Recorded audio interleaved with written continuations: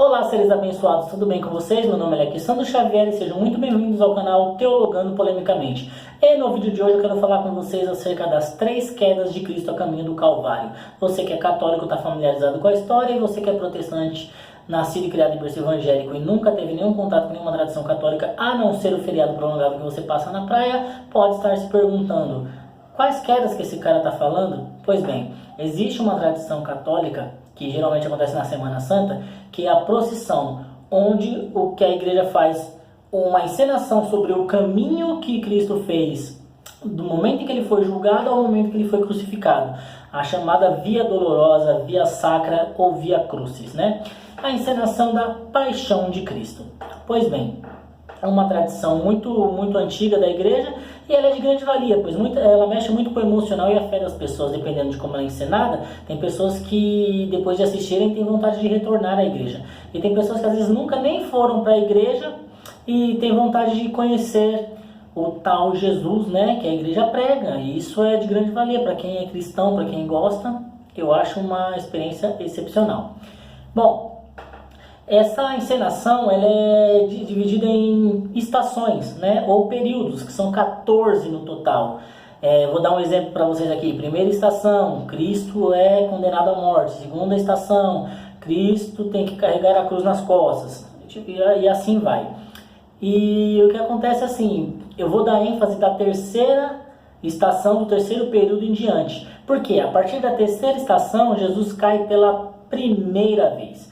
O que acontece é o seguinte: como o próprio vídeo diz, são 3 quedas. E o problema é que essas quedas elas não estão nos 4 evangelhos. Então, da onde que a igreja tirou essas quedas? Da onde que a igreja católica retirou essas quedas, uma vez que elas não estão nos 4 evangelhos? E isso a gente vai ver ao decorrer do vídeo. Mas eu quero prosseguir um pouquinho aqui com as questões das estações, para a gente entrar em alguns assuntos. Então vamos lá. Na terceira estação, Jesus cai pela primeira vez. Na quarta estação, Jesus tem um encontro com a sua mãe. Na quinta estação, ele tem um encontro com Simão Cirene, ou Simão Cirineu. Esse sim se encontra nos evangelhos, né? É o homem que ajuda a carregar a cruz de Cristo. E aí na sexta estação nós temos uma história, que eu vou abrir um parêntese para ela aqui, porque eu acho ela muito interessante. É a história de uma mulher chamada Verônica, né? Ou quando a gente vai reler os manuscritos, ela vem de Berenice e tem uma série de questões linguísticas que chegam na Verônica, mas enfim. Ela na igreja católica é conhecida como Santa Verônica. Porque que acontece? Quando Jesus cai, ela vai lá e entrega um véu para Jesus, e Jesus pega e limpa o sangue com esse véu. E milagrosamente o seu rosto fica estampado no véu, né? E aí é conhecido como uma das relíquias da igreja católica, chamada véu de Verônica, o que não deve ser confundido com o sudário de Turim, que é o santo sudário. São lenços totalmente diferentes.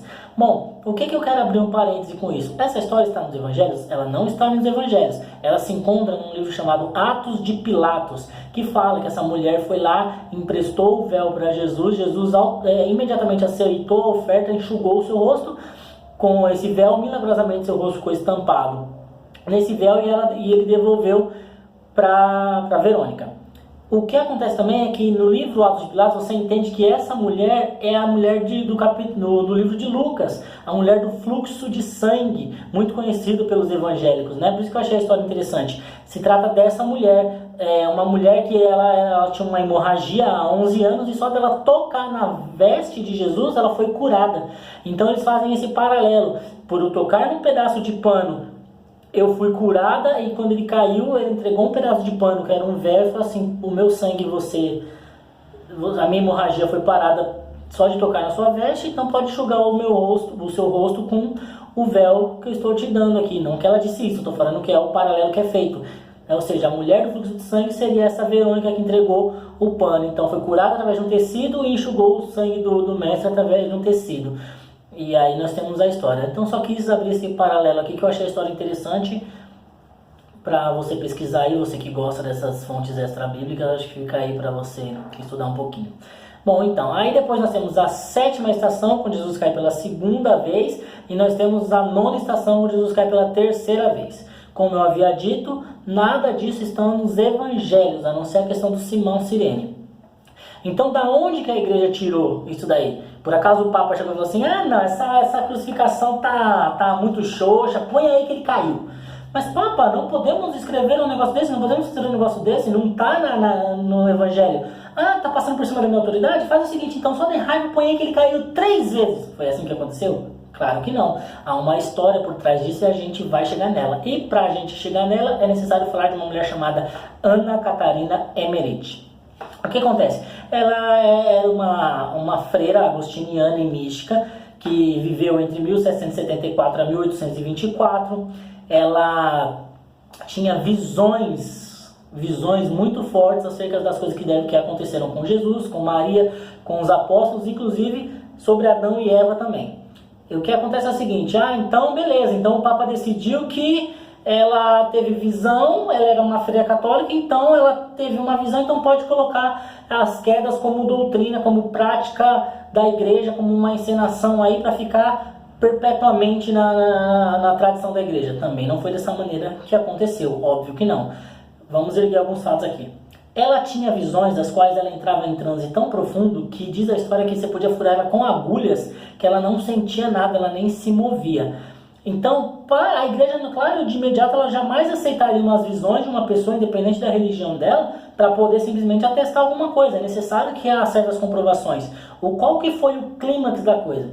Ana Catarina, ela tinha uma coisa chamada estigmatismos, né? Se você não sabe o que é, são pessoas que sofrem espiritualmente as sagas de Jesus na pele, ou seja, a pessoa começa a sangrar a testa por conta da coroa de espinhos, furo nas mãos, nos pés, por conta das chagas de Jesus. Se você já nunca ouviu falar nisso, assista ao filme Estigmata.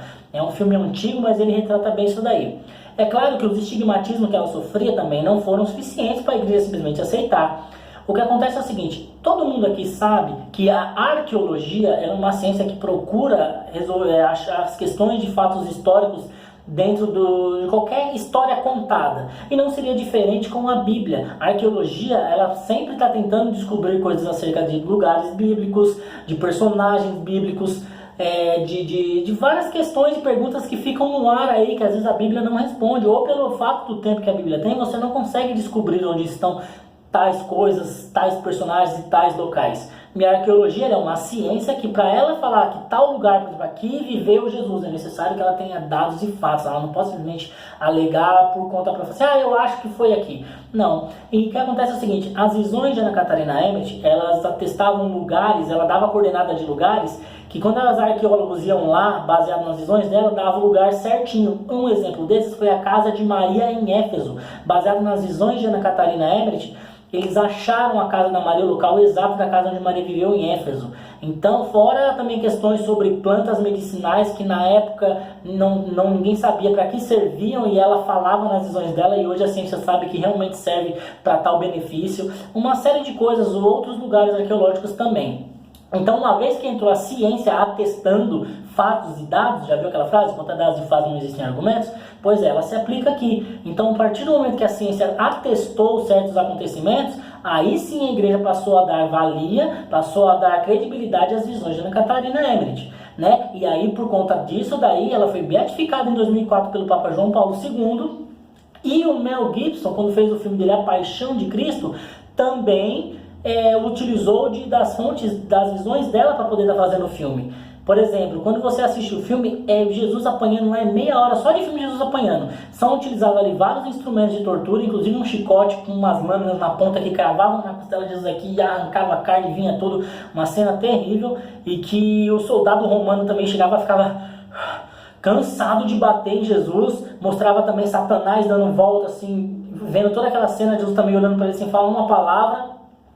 Mas aquele olhar, aquele Satanás que você não consegue identificar se ele é meio homem, meio mulher, ele parece ter os dois sexos ao mesmo tempo, aquele nenenzinho com cara de demônio, que é o mesmo que vai atormentar Judas a tal ponto de ele chegar e querer cometer o suicídio. Desculpa. E aí, você tem várias coisas ali no filme, inclusive também a cena da Verônica enxugando o rosto de Cristo, tudo que Mel Gibson retirou dessas visões de Ana Catarina Emmerich. Então, a partir daí, a partir do momento que entrou ciência no meio, foi atestado, a igreja passou também até no próprio seminário, quando o padre terminava o seminário e ele ia assumir o sacerdócio, às vezes ele tem que fazer essa encenação das 3 quedas, né? Então eu achei muito bom, muito interessante. Quando você vai ler o livro de Ana Catarina Ebert, você vai ver visões que ela tem, que ela te transporta literalmente para dentro da cena, né? Eu achei muito interessante, principalmente as questões de Santa Ceia, são bem fortes as visões dela, principalmente naquela parte que Jesus fala para Judas, e no caso para todos, mas a gente sabe de quem ele está falando, que ele fala, e um de vós é o diabo, não um diabo, é o diabo, né? Então, gente, é bem forte a questão das visões dela, é uma literatura que vale a pena. Independente da sua religião, é uma literatura que vale a pena. Para conhecimento literário em relação a questões teológicas e história da igreja, eu acho de grande valia. Bom, agora a gente tem que dar um puxãozinho de orelha em algumas questões, né? Eu estou trazendo essa história aqui porque poucos conhecem, não é todo católico que conhece, muito menos os protestantes, mas a gente tem aquela questão de certas discordâncias.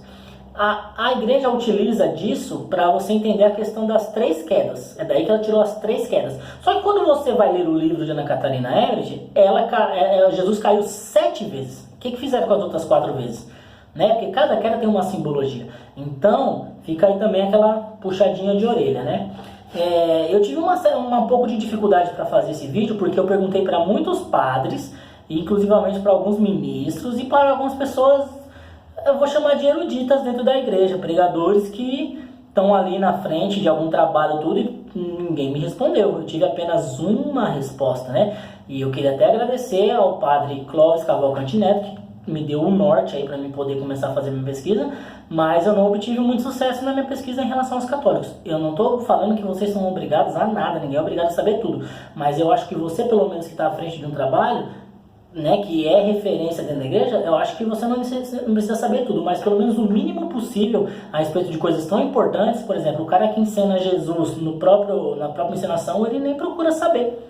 Ele vai lá e faz, ele cai 3 vezes, mas ele nem tá nem aí se é verdade, se não, se tá escrito, se não tá. Então isso daí é uma opinião minha, tá? Eu acho que um pouquinho de conhecimento a pessoa deve adquirir, pelo menos da religião e da fé que ela professa. Bom, enfim, agradecer novamente aí ao padre Clóvis Cavalcante Neto, que me deu esse norte aí. E aí eu consegui fazer a pesquisa e tá aí o vídeo para vocês. Você que não sabia a respeito da origem das 3 quedas, agora eu acho que você está sabendo. Deixe seus comentários aí para agregar mais alguma coisa, porque com certeza eu devo ter deixado de falar alguma coisa ou outra aqui para o vídeo até não ficar tão longo. Mas se você gostou, deixa seu like aí, compartilhe o vídeo. Por hoje é só, um forte abraço e tchau, tchau, até a próxima.